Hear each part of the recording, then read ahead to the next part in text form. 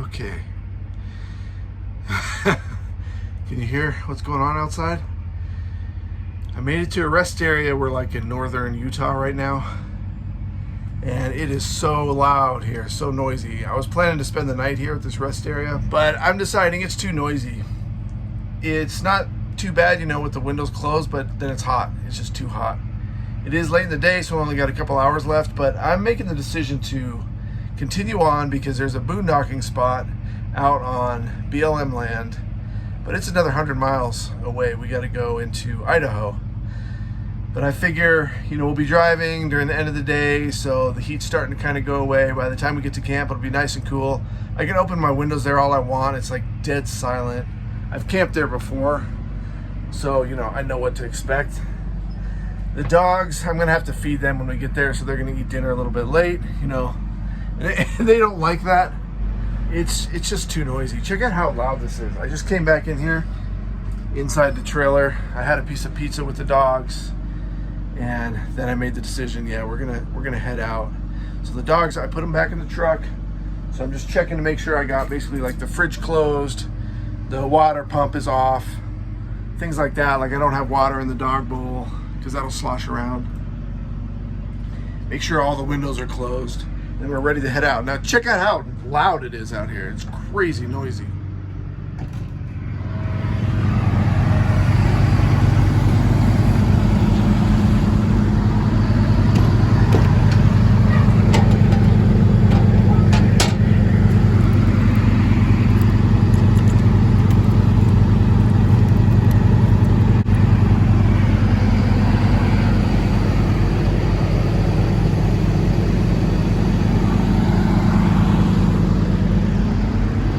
All the trucks,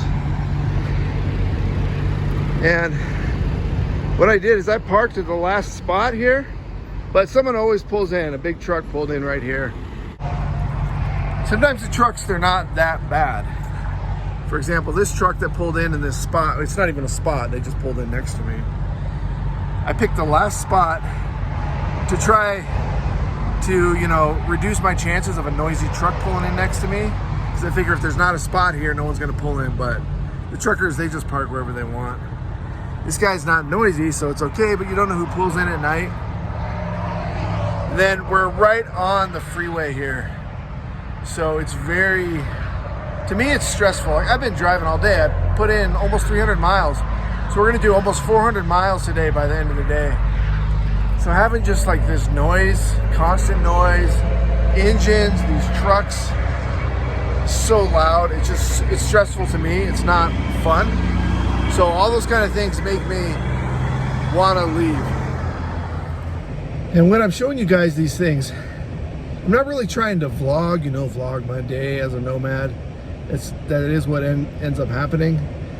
But I'm always thinking, I want you guys just to see how we do this. So when you guys are out traveling, maybe you're hitting rest stops, you have a big rig like me, and then you can remember the decisions that I made, and then you might make the same decision, or you might think my decisions are crazy. But this is all about showing you guys how we do it so you can maybe apply some of those ideas or the opposite ideas to your travels. Echo, you've been a really good dog today. Really good. And I let these guys out several times. Like I said, we did 270 miles so far. I let them out several times, but Dodger, he wouldn't go to the bathroom at all. So he actually did a number 2 in the truck. I was prepared. Now that I think about it, I'm not prepared right now, but I had a plastic bag in here in case that happened. It's only really happened once or twice before. But I think when we're on these long trips, he's not super comfortable.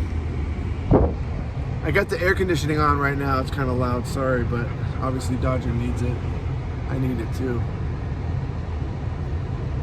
Okay, let's hit the road, you guys. Oh yeah, don't forget to check out the sights when you're in Utah. It's actually really beautiful, but man, it is freaking busy. Driving through Provo and Salt Lake City, it's just non-stop vehicles, and we're kind of in rush hour now too. Luckily we're past most of the busy traffic, but so hectic. Dodger, you're happy, huh? You know we're going camping. This is what he does. He stands up while I drive. He hasn't done it pretty much all day today because we've been on the freeway, but when we start to get close, he gets excited and he stands up, so I got to drive real careful. A lot of times I keep one hand out to hold him in place. I mean, it's been pretty sketchy sometimes. I've been thinking about putting him in the back where Mr. Echo is and then moving Echo up here, but Dodger's been my co-pilot forever, and I don't want that to end.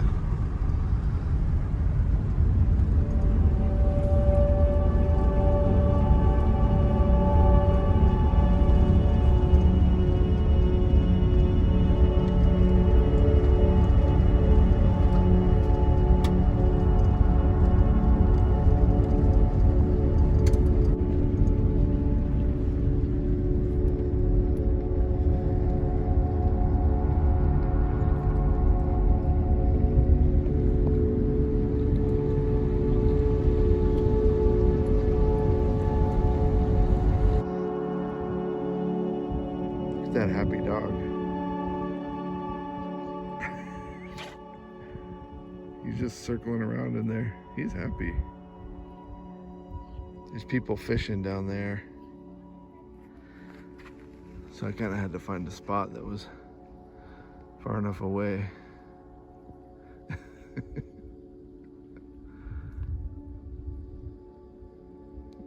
Echo.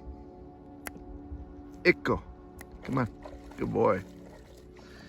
Now if I get this guy in, I gotta be ready to go in after him.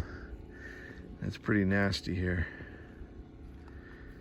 But I got my Crocs on. I can't do this. This is insane. I thought I did a good thing by pulling up next to another RV right there.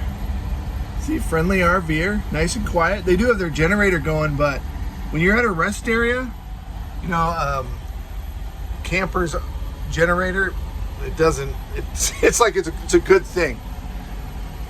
Tons of spots here. I saw all the trucks were kind of parking down at the end, kind of towards the exit of the rest area. This is a huge rest area. Tons of open spots. You'll see what I'm talking about. But then this guy pulls up right next to me. I don't get it. I don't get it. You know, truckers can do whatever they want. It's fine. But, man, I hate rest areas. I hate it. There's so many spots a trucker could pull into.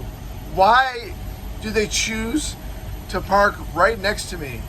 And, you know, this is loud. You can hear it. You know, I have my windows open. It's hot, so I got to have my windows open. It is quieter if I close them, but it's still noisy as crap. It's this humming and this whining and this whistling. They can get a lot louder than this. And sometimes they'll let off their compressed air like every minute or every 2 minutes. This one's letting off a little tiny burst every like 4 minutes. And I have no idea if this guy's going to be here all night or what, if a louder truck's going to pull in, but I'm going to head somewhere else. Dodger hates this. Look outside and then you tell me, why would this guy pull up next to me? Why do they do that? You start to feel targeted. Like, I get it. Like, it's funny. Like, I know I'm not being targeted, but you just feel like, why?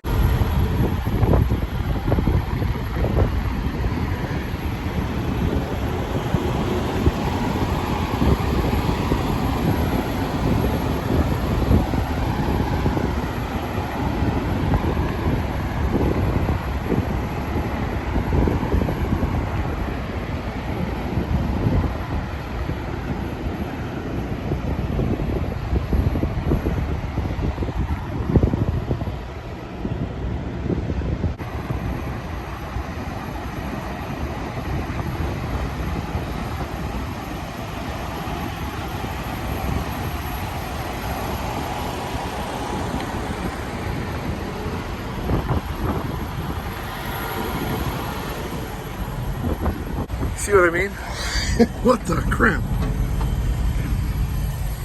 So loud.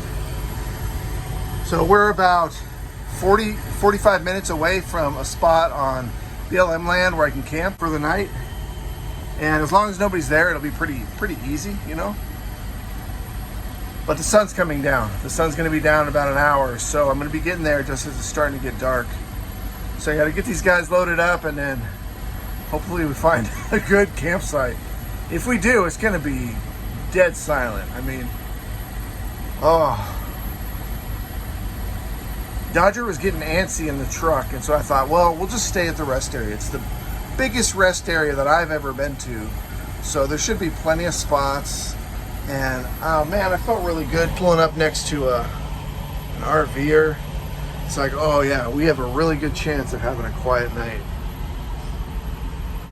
So another thing you can kind of do is don't pull up all the way into the spot, and then sometimes the loudest part of the truck will be not where your trailer is, it'll be up where your truck is. In this case, this guy didn't pull up very far, so it didn't work out, but I tried everything. I tried every trick.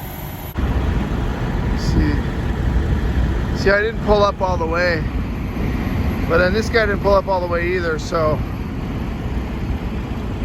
his engine ends up lining up exactly with my trailer. Like the loudest part is that, so it's right here. So, you know, I'm not trying to complain, you guys. I just want you guys to see what it's like what this is like, living this way when you're traveling this way. You know, I'm just trying to get a good night's sleep, and this is not going to cut it. This is just not going to cut it, especially for my dogs, but mainly Dodger. Dodger hates the loud trucks. And I mean, you saw how many spaces there are. Like, why would a big truck pick a spot that's next to a camper, 2 campers? Like, I just don't get it. You know, I'm not blaming this guy. It's just, but I don't like it. Like, I don't like it. You know, he can park wherever he wants. Like, these are truck spots and RV spots. He can park wherever he wants. Doesn't mean I have to like it. Like, I don't like it. It's not like I'm going to get out and be like, talk to that guy and be like, hey man, well, you got to move. It's a free-for-all. And I'm lucky because I know of a spot that's not too far from here. It's going to take us about an hour to get there, 45 minutes. And it's going to be super quiet. I'm going to have peace and quiet. The rig is running good. We got all our gear. We got full supplies. I got plenty of water, plenty of propane, plenty of food. My dogs are happy. And I mean, they're going to be way happier when we get to where we're going. So I just want you guys to to know the truth of what this lifestyle is like when you're traveling. And you might choose to stay at a rest area. It might be fine. It might be, you know, really, really quiet or relatively quiet, but it might be literally hell. Dodger's sleeping. He's gonna be happy when we get here. There's a bunch of cows right where we're gonna camp, but there's nobody camped there. So this is good news. Echo's gonna go kind of crazy for those cows. So I just have to make sure he stays leashed up. And I gotta go out here now. And I got my blinkers on because the sun is down, as you can see. And we're just out on this country road here. And I need to check the road conditions because I got to make sure I can get in here good. Actually, it looks pretty decent. These bumps are pretty big. Like, I know it's hard to tell, but it actually slopes quite a bit here, so I do have to angle it just right. And then there's some pretty big bumps here, but I have to open this gate. So luckily the cows aren't right here by the gate, so none of them should escape. It says close gate, damn it. Look at that sunset. And the rule I've always heard about these gates, you know, this is BLM property too, so I know we're allowed to be here, is I've said this before in my videos. If the gate is closed, then you need to close it once you pass through. If it's open, then you just leave it open. And supposedly, you know, the ranchers have a reason for having it open or closed. And you always feel kind of weird, like if it's open and then I come through, then what if the rancher comes by and he's like, God damn it, my gate's not closed. And it's like, well, you know, I didn't want to, you know, mess with the gate. I leave the gate as I find it. So right now it's open, the cows are up there, we're good. Get the rig in here, and then I'm gonna stop right on the other side of the gate and close the gate. This is awesome. It's nice there's no traffic here either.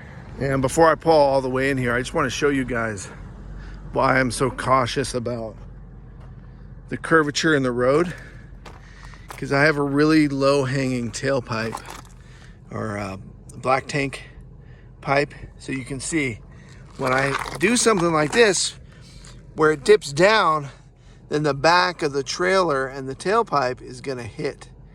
If I bounced at all, then that would have come slamming down. So I just inch my way forward. Luckily at this angle, with the mirror, I can see the pipe and see how close it's coming.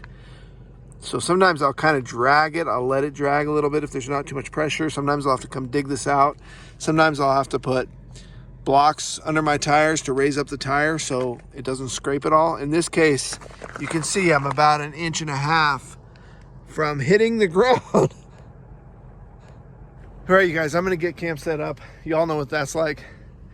I gotta wrangle these cows and relax. Let Dodger out so he can poo. You guys hit that like button. Let us know you're watching. The dogs and I like to know you're watching. It really helps out if you hit that like button, and make sure you subscribe so you don't miss any of our upcoming adventures. If you want to help support the channel and watch over 100 videos now I've got posted on our Patreon page for members only. There's a pretty big handful of videos too if you're a non-paid member on Patreon. You know, that doesn't support us, you know, but you can watch some free videos on Patreon, and if you sign up, then you can watch over 100 exclusive behind the scenes, a lot of behind the scenes stuff that got cut out of our videos. And I try to post regular updates there on Patreon for all the members, at least 2 videos a week there. So check that out. We'll see you guys in the next video here on YouTube.